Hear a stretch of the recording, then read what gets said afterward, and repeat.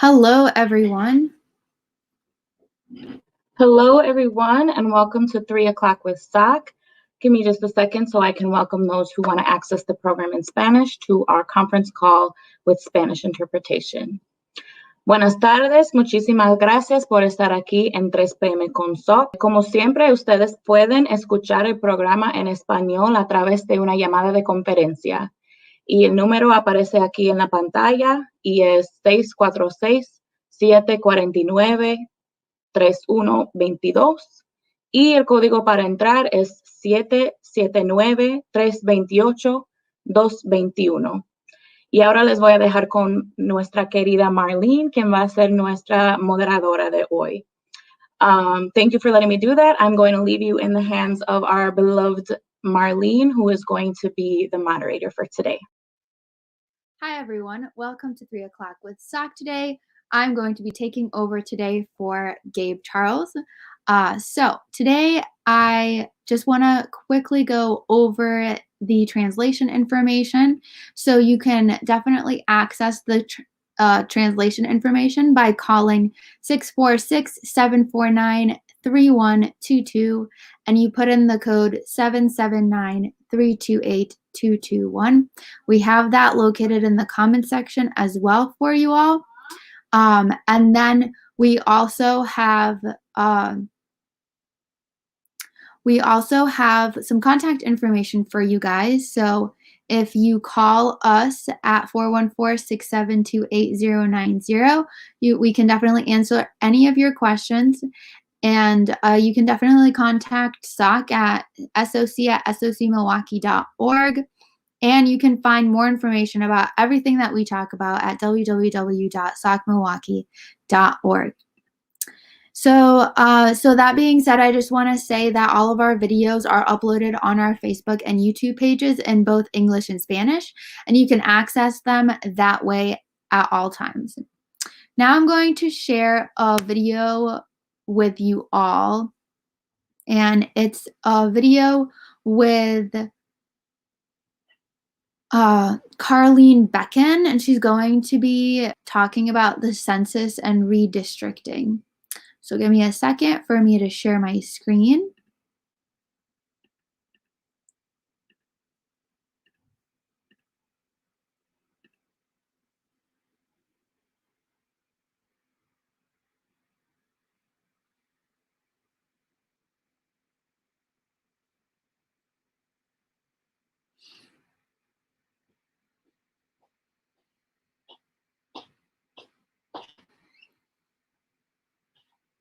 All right, that's taking a bit.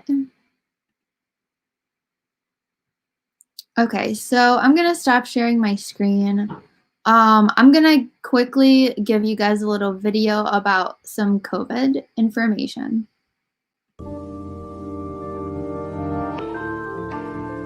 Got to find a way so I can get close to you. Got to find a way so I can be close to you. Remember those days when we were stalling? Here in times we never knew. I tell my nights but felt to party. Keep past my fires and rendezvous. Oh, even though it rains sometimes, another day the sun will shine.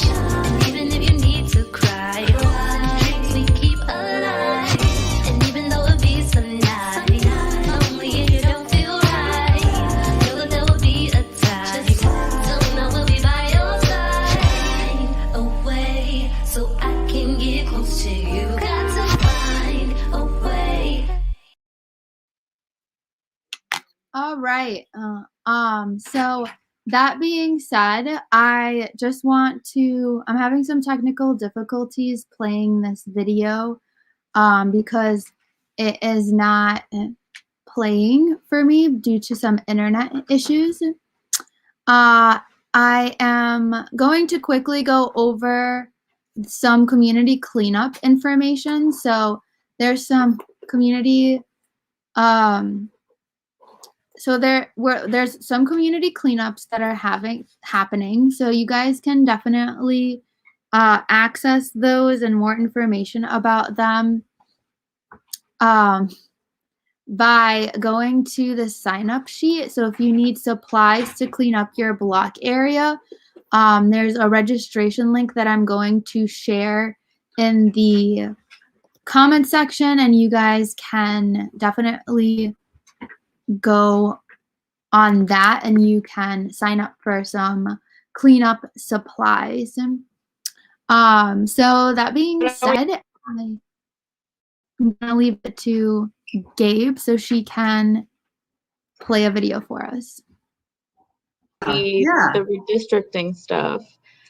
So how about, can you just remind us what redistricting is, and, you know, throw in the word gerrymandering in there so people can be reminded of what that is and how it affects Wisconsin?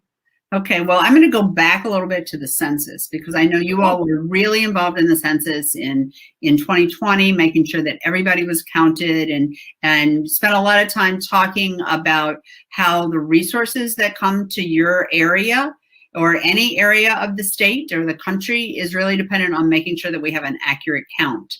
And that also is what goes into redistricting. So redistricting happens after the census. As a matter of fact, probably ending right now is a Census Bureau press conference announcing what they call apportionment. So that is the number of representatives that we will have in the House of Representatives, where ours are not expected to change in Wisconsin. We have 8 now.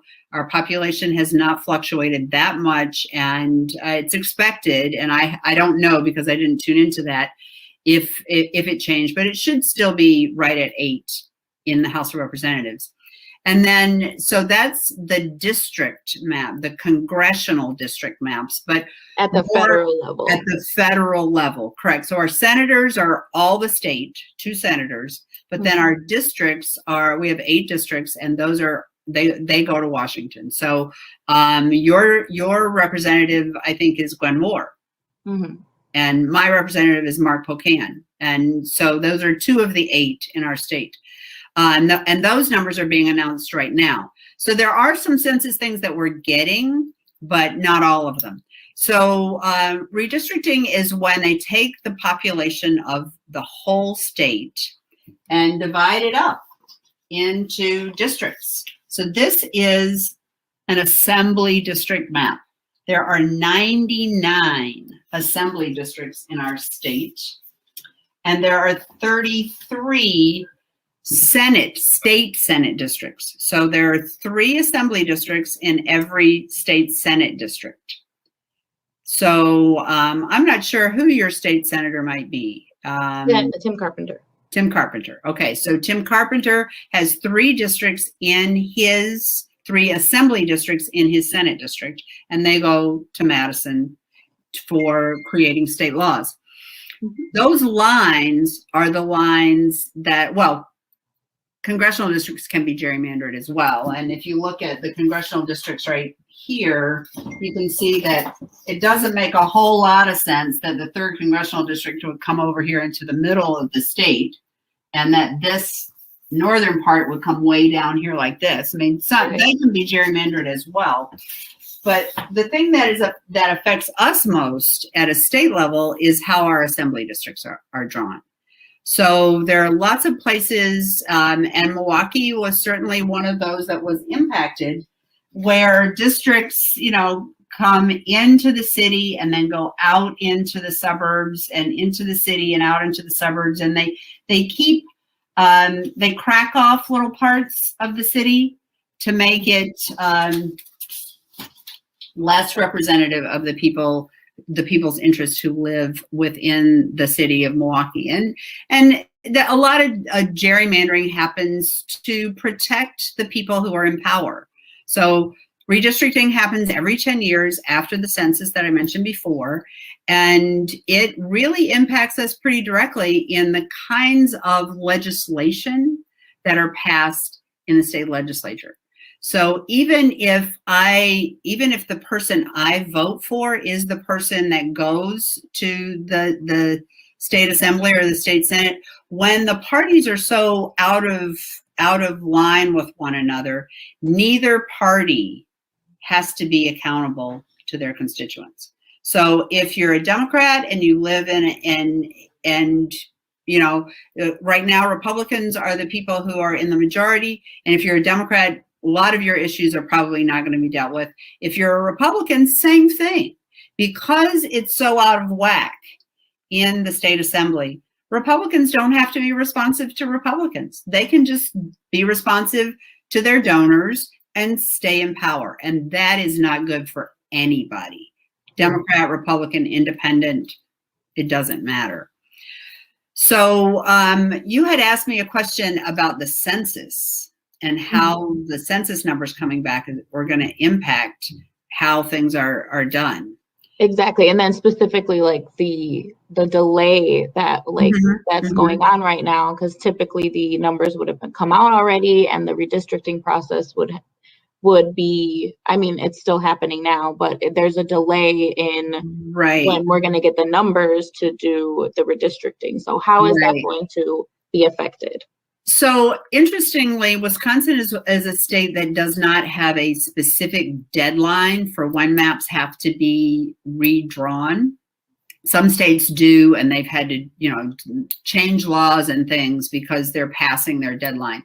In Wisconsin, we don't have that deadline hard and fast. So I can tell you that from my perspective, I'm looking at this as a real opportunity. Because the People's Maps Commission, and I think we talked about this the last time I was here, the People's Maps Commission was created by an executive order by the governor, and they had eight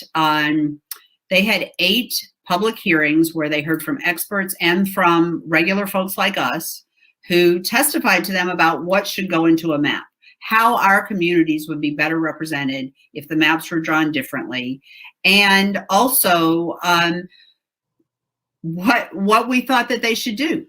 Now they are into their next phase, the People's Maps Commission. They are actually collecting community maps. So community of interest maps. There's a Districtor software, which you don't have to download onto your computer. It's right on the web that people can use to draw their community of interest. So for me, I live in the village of Oregon, and my village is cracked apart. 5 of our wards are in one Senate district and one assembly district, and the other 7 are in a different one. And our school district, which takes in some of the rural areas around our little village, is separated into 3 assembly districts and 3 Senate districts. Well, that just doesn't make any sense. Not at all. I drew a map of what I would put mine, you know, and I submitted that to the People's Maps Commission. So this is a real opportunity for people to be able to join in creating a community map that says, this is my community. These are the people that I've shared interests with. So those could be cultural interests, religious interests, all kinds of ways that can be defined, economic, whatever. And then those maps can be submitted to the People's Maps Commission to help them in this redistricting process. So then they'll take those maps and that gives them a longer time to create maps and to engage people in that whole process.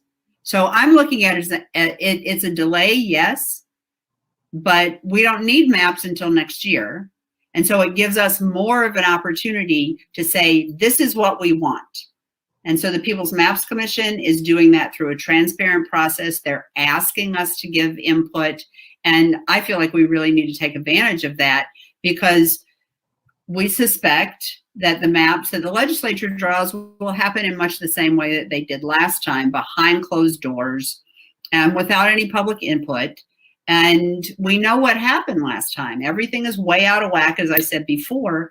And so I'm seeing this as, okay, this is a time where we take advantage of this and we say, we are the people of Wisconsin and this is what we want. And you need to listen to us. You need to respond to what we're saying, because we don't like the way it was done before.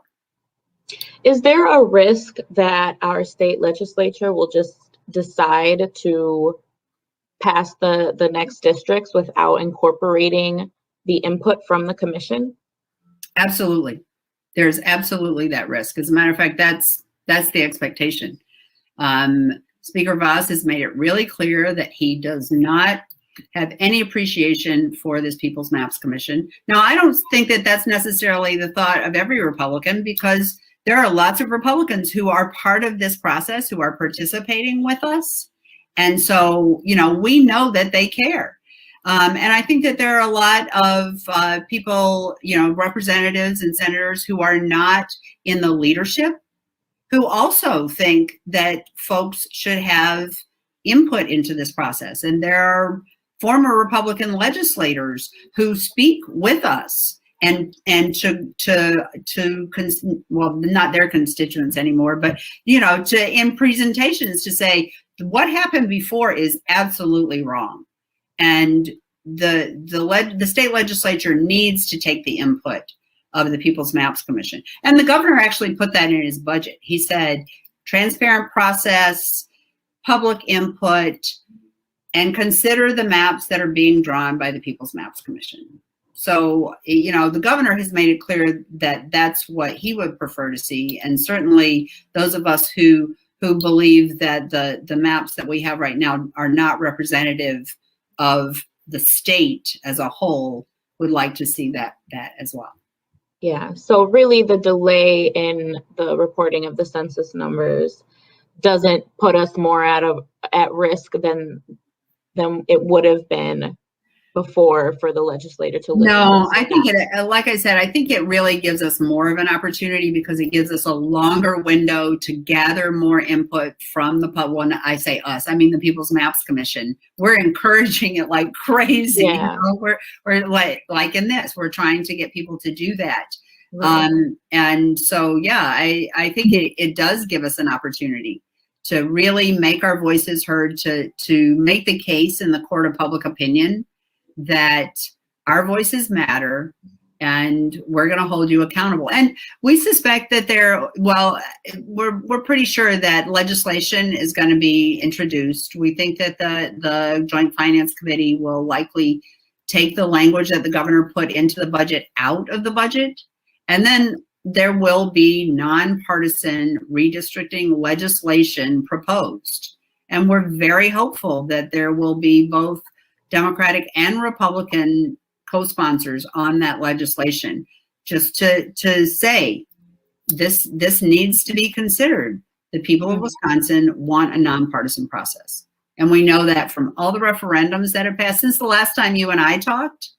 There have been 5 more referendums, 4 countywide and 1 citywide in the city of Appleton, passed by voters who say, we want this. And 2 of them were in very red counties. One was in a very blue county, and one was in a really purple county. So again, across the board, Wisconsinites are saying, listen to us. We want a nonpartisan process.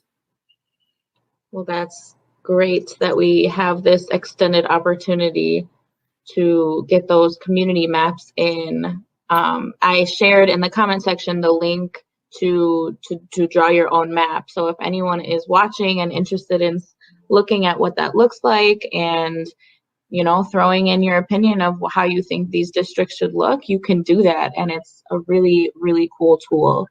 That's actually a sign up to get people engaged. One of the things that we found is that when we sent people right to that, they were like, oh, this is harder than I thought. So This is for us to be able to get in touch with them and help them out with figuring out what they need to do.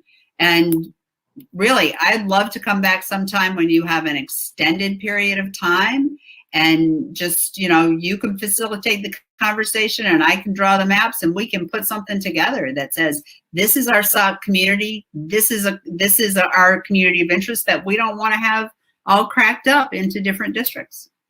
Yeah, no, I would love that. Maybe we could do some sort of workshop Zoom setting. That sounds like a really cool thing to do. So yeah, we'll definitely be in touch about that. But for now, what can people do then outside of signing up from this on this link that you shared? What else can people do both at the local and state level to ensure that the People's Map Commission is listened to in the legislature? Well, there are 3 actions this week that we're asking people to take. If you've been keeping up with the budget at all, you can submit comments to the Joint Finance Committee, and I can I'll put this in the link for you. Their deadline is Friday at noon, and testimony can be sent. There's 2 links there, and there's also a couple of things there if you want to know step-by-step how to submit testimony. That's a really, really good thing to do. So that's one thing. Also, if you are into making little home videos, Friday is our Fair Maps Day on social media.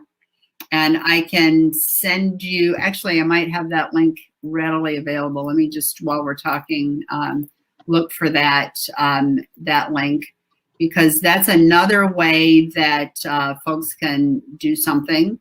And then also on Thursday, Thursday is the League of Women Voters People Powered Maps Day of Action. And so that will be a day when folks can send emails to their state legislators, and I can make sure that you get that, Gabe, and then you can send it forward to anybody else that you want to send it to just, let legislators know we want a nonpartisan redistricting process. There's not any legislation proposed yet, but there will be.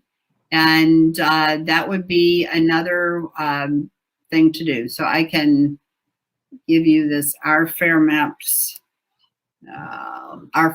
Day link. Great. Yeah, so that's a bunch of stuff. And I can forward all this to you in an email so that you have it. Yeah, and then we can make a whole post about it on our Facebook page outside of this live as well. Yeah. And then, you can just like our Facebook page, and all of this goes up there as well. And that's another really good way to stay engaged. I know that Milwaukee County has a redistricting committee that has, residents of Milwaukee County on that committee. So I'm sure that there's information on the county's website. And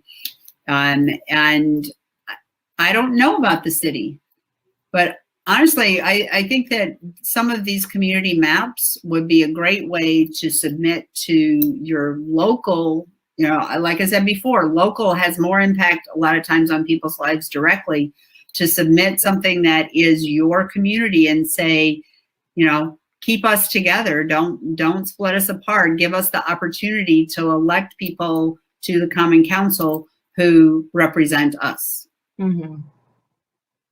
Yeah, and I think that people often, kind of even the reverse of that, tend to not pay attention to state level things because, I don't think that affects me as much in Milwaukee, but what it gets passed at the state level affects Milwaukee. Yep. And what's allowed to get passed at the state level depends on all of these other districts that are affected by gerrymandering and could be improved through a just redistricting process. I think Milwaukee is often penalized.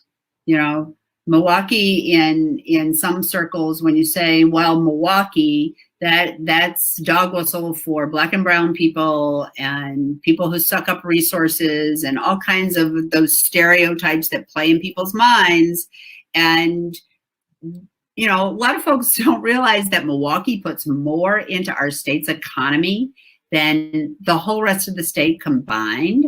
And, there's less that goes back to Milwaukee than comes from Milwaukee. And, but it is one of those things that we know that people say, well, Milwaukee, or, or if you want to talk about, things being super progressive, well, Madison, so it is something that divides us. And I think that we have to just continually push back against that. And it happens for sure when it comes to legislation that's passed in Madison.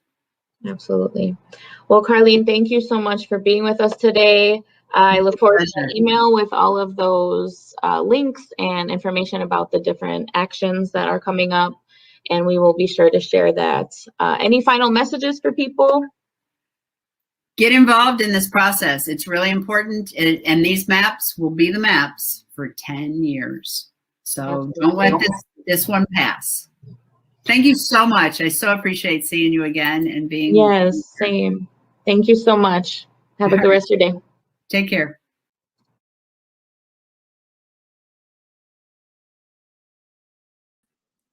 All right, that was a great interview. Thank you, Gabe, for that. So now I'm going to leave you guys with some last words for our guest that we're having tomorrow. So tomorrow we are having the Milwaukee Christian Center on with Brian Stewart. He is a youth program manager, and he's going to be talking about youth programs and events. So that should be exciting. That being said, I am going to leave you with our SOC promo. Fill out our SOC survey in the comment section, and I hope you all have a great rest of your day. Thank you. Has this live forum been informative and useful to you? What part of the forum could be improved or changed to make it better? Please take a quick survey that's located in the comments section so that we can keep 3 o'clock with SOC going for residents. Thank you for tuning in.